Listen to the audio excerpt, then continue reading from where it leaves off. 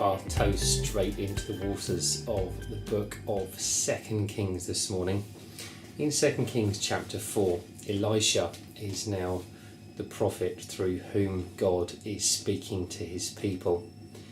Elisha followed fast in the footsteps of Elijah, but he wouldn't let Elijah go without asking for a double portion of his spirit to be upon him.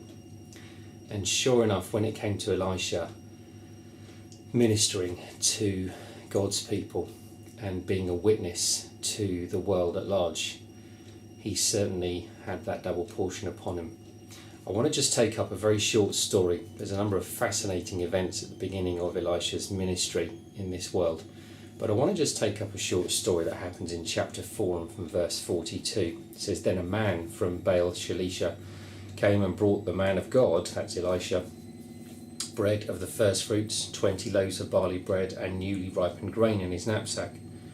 And he said, 'Give it to the people, that they may eat.' So Elisha instructed this man to give it to the people that they could eat. But his servant said, 'What?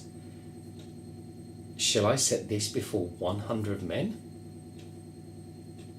He said again, 'Give it to the people, that they may eat. For thus says the Lord, they shall eat and have some left over.'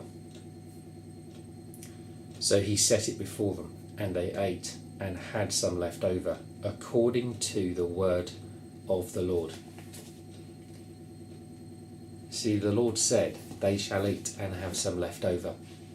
But how many times have we been like those who served Elisha and stutter and stumble and falter at the thought that we have to put our measly gift on God's altar? We have to bring to God the little we feel we have. How many times have we excused ourselves from bringing to God what we do have, with this very westernized idea that it needs to look right, be right, smell right, taste right, come with the right brand, the right label, come from the right shop, whatever it might be, before it's acceptable as something to give to God.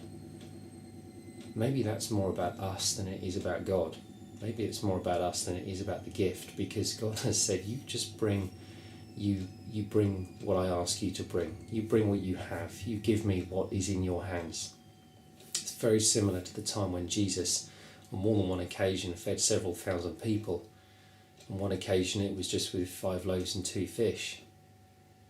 And there was astonishment all round, as if this was never going to stretch to feed thousands of mouths. And in this instance with Elisha, there was concern that even this reasonable amount of food certainly wasn't going to stretch to feed 100 hungry men. And how many times have we stopped short of seeing God do what only he can, because we won't give up what we have? I call this devotion Lord of the Leftovers, because I want to remind you that whatever you give to God, whatever he asks to do with what you give, there is always leftovers with him. There is always something spare. We don't need to be so fearful and so miserly and so white-knuckled in our grip around the things we have.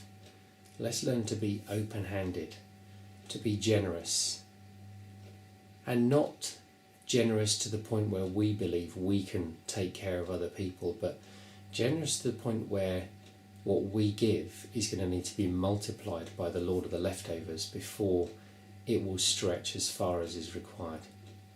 There is always spare. There's always more. There's always another seat at the table where someone else could be fed. Let's be generous with what we have. Let's look for creative ways to allow God to work through us and to multiply what we give, so that he, as the Lord of the leftovers, can be glorified. Have a blessed day.